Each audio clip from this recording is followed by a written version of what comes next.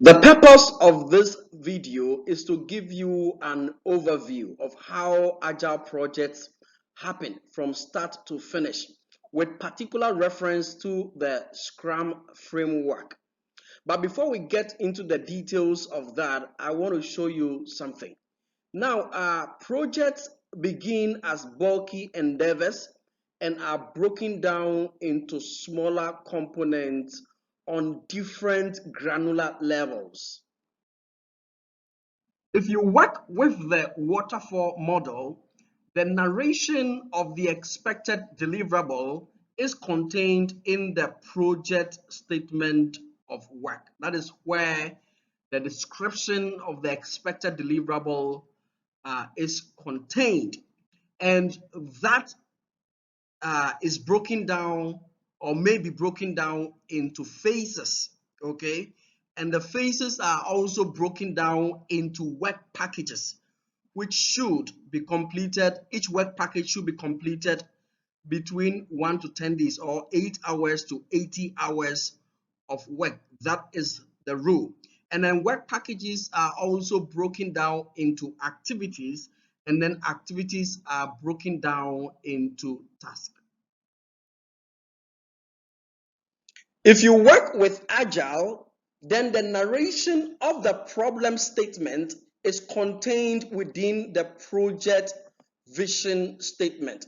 Now, Agile projects describe the expected deliverable in terms of the problem the project is intended to solve, the problem the project is intended to address. So that narrative is contained within the project's vision statement, okay, which is broken down into epics. Epics are large user stories, okay, and then epics are also broken down into sprints. So for Scrum like this, sprints must be completed within 1 to 4 weeks, okay? And sprints are also broken down into user stories. So sprints ultimately contain a collection of user stories. And the rule for user stories is that every user story must be completed within a maximum of 3 days. And user stories are also broken down into tasks. So from project vision statement to epics, from epics to sprints, from sprints to user stories, and then from user stories to task. If you have this foundation, if you have this understanding of how the work is approached, both for waterfall and then for agile, then we can enter into the details of how agile projects are implemented from start to finish. Just like I have shown you with the generic life cycle, these processes happen during the initiation stage of agile projects. So when agile projects are initiated, these are the processes that are carried out. Now, the first process is to create the project vision, and that is where we narrate the problem statement, the problem the project is intended to address. Okay, it is narrated, it is described under the first process called create project vision. Under this same process too, the product owner is identified, and this individual is committed to the project vision. You get it? So the problem statement is narrated here, and then one key individual on agile teams known as the product owner. Later I will give you details about this individual, who is a distinguished member of the team, who is there to ensure that the solution is created to resonate with business needs.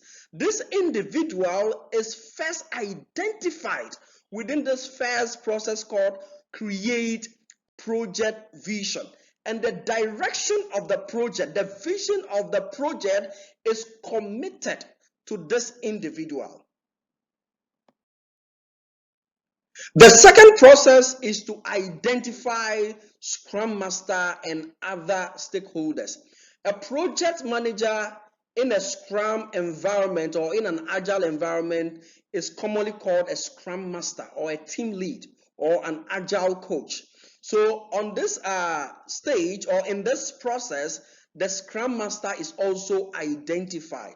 Whilst the product owner embodies the product features and functions and ensures that they are created to resonate with the intended needs, the Scrum Master leads the project effort to create that. And the Scrum Master embodies what we call servant leadership. That is the leadership philosophy in an agile environment. And he is there to ensure that the team is working well, the team has a convenient environment within which to work. This Scrum Master is also there to ensure that obstacles and impediments are removed to ensure the free flow of project work. Other stakeholders, such as business representatives, sponsors, customers, may all be identified within this particular process. The next process is to form the Scrum team, is to form the team that will support or create the project deliverables. Of course, these team members, the developers, will create the deliverables, and they must possess the skills and the expertise to do that. Later on, we'll talk about these team members, but they must possess the requisite skills to perform the work. On Agile, we call these self-organizing teams, and they are cross-functional teams as well because they possess a wide range of expertise and abilities to perform several tasks on the project. But they self-organize because Agile projects do not encourage autocratic environments. That is why the leader, the project manager on Agile projects is not as autocratic as waterfall project managers may be. He is a servant leader. He serves the team. But the team members are self-organizing. They brainstorm their own problems. They identify how to create the solutions by themselves. And we are saying that these team members on Agile projects, we favor what we call T-shaped skills. T-shaped skills. And T-shaped skills are team members who have in-depth expertise in a particular area, and they have broad expertise or capacities in other areas, which means that they can function in other areas as well, as opposed to I-shaped skilled members who are only gifted or endowed in one particular area. We do this to avoid single points of failure. Supposing a team member leaves or abandons the project, there are other team members who can equally fulfill his or her obligations on the team.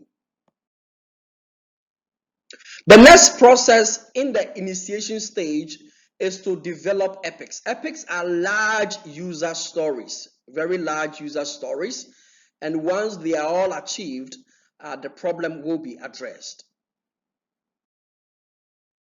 The next process within the initiation stage is to create prioritized product backlog. What it means is that the elements that we call epics, the elements that we are going to break down into components, we would want to create a priority, a list, and determine our priorities in terms of the business needs, So sometimes these epics are broken down into sprints, and this particular process is performed over and over again. We keep creating priorities because priorities keep changing. So when our priorities on the project change, like I told you, Agile projects have highly dynamic environments. What you used to think was top priority may not be top priority tomorrow. So it's something we keep doing, arranging the work in a particular order within our product backlog. The final thing we do within the initiation stage is to conduct release planning. How are we going to release to the client? I think that we know this about Agile, that Agile typically results in incremental releases. Okay, but we must plan for how releases are going to be done to the receiving client. Sometimes the outcome of every sprint is released to the client. Other times we may put about 2 or 3 sprints together, and then the outcome of these sprints are put together and then released to the client. But whatever the situation may be, we are guided by the business value. Okay, we are guided by the interest of the customer or the interest of the business in order to conduct our release planning. The next stage we engage is the planning stage. And the first process we perform within the planning stage for Agile project is to create user stories. Later on, I'll talk to you more about user stories, what they are. Okay, so we create our user stories, and user stories are actually functionalities that are described from the end user's perspective. After user stories have been created, the next thing we do is to estimate for these user stories in terms of the level of effort required to complete them. After estimating for user stories, the next thing we do is to select a number of user stories to commit to a particular sprint.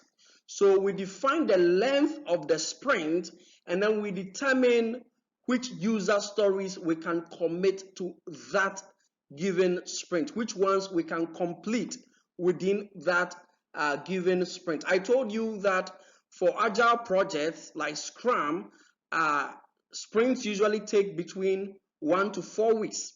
So we look at the user stories and the estimations we have created for these user stories, and then we decide which ones we can select for a given sprint.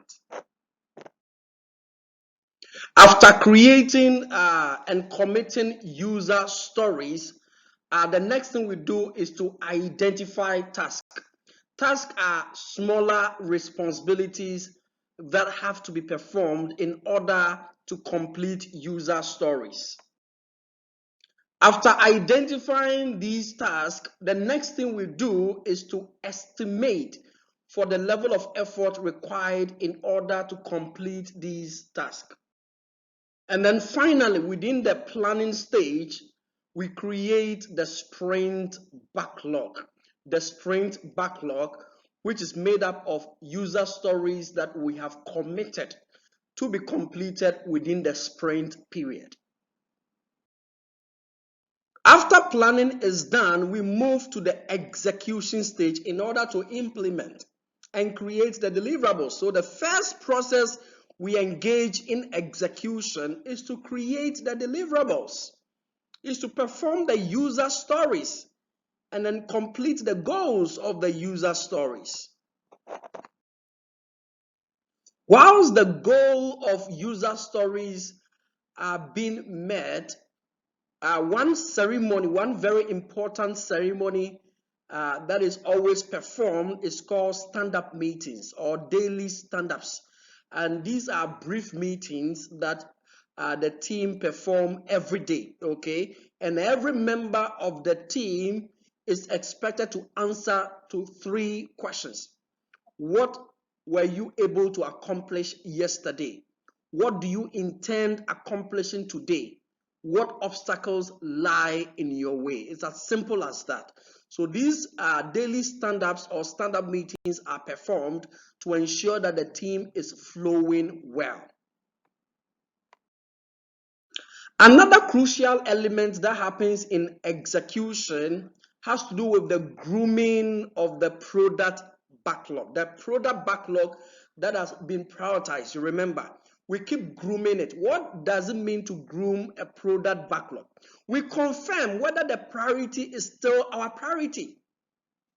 Because I told you, agile environments are highly dynamic environment. What may be top priority today may not be top priority tomorrow. So it's something we keep doing, led by the product owner, okay, who keeps grooming the product backlog, okay, and keep shifting work. That, okay, this is no longer our top priority. Let me move it down. Let me bring this thing up, okay. Another thing that may also happen during the grooming process is the discontinuation of a user story or a sprint entirely if it's no longer relevant. New features can also cause new user stories to be added, new epics, all right, to be added to the product backlog. So a lot of things happen within this grooming process to ensure that only that which is relevant is kept there. The next stage on Agile projects is the reviewing or retrospection stage, okay, where we review and retrospect. And the first process there is a sprint demo or a sprint review for the purposes of validating the work that has been completed. So in a demonstrate and validate sprint process, the team members, after completing the goal of a user story or of a sprint, will demonstrate the outcome before the product owner who represents the customer. I told you the product owner is the embodiment of the voice of the customer. The product owner is the one who embodies the features and functions of the product. So under some circumstances, the team would demonstrate the outcome of their work before the product owner. On other situations, the team may demonstrate the outcome of the sprint before the product owner, as well as some other key stakeholders or business representatives. If what they have created is good, then the sprint will be validated. The features will be accepted. If there are issues with the outcome, okay, depending on the urgency of the situation, it will be fed into the product backlog so that the team will have to rework on those situations. The next process within this stage is to retrospect sprint. Now, what do we mean by retrospection? Now, this is an aspect of continuous process improvement. So what the team will do is that the team would retrospect, the team would perform a historical assessment of their work, how they have conducted themselves, with the purposes of identifying areas that require improvement. Now, continuous process improvement is a vital aspect of project management, okay? And once the team continues to retrospect sprint after one sprint has been completed, they are able to improve, they are able to come out with recommendations that could be implemented in the next sprint to ensure that they keep getting better at what they do. Remember, retrospect sprint happens after a sprint has been completed. Anytime sprints are completed, the next thing we do is to retrospect so that we can identify areas that require improvement. We can gather lessons learned and move on with vigor towards the next sprint. The final stage in Agile project management is the release stage. So that is when deliverables are shipped. So when the deliverables have been accepted or have been validated under any sprint, the deliverables are shipped to the customer or to the business as a feature increment. If there are initial increments already awaiting, these deliverables or these newer increments are integrated to existing systems, all right, in order to meet the business objectives of the customer. Then finally, we retrospect the entire project. We perform a historical review of performance from start to finish in order to gather some lessons learned, some newly gained insights, some feedback for subsequent projects. That is how Agile teams get to improve from one project to another over the years. a very important aspect of project management to gather lessons learned for the organization's knowledge base. Remember, we are still training for your PMP project management certification.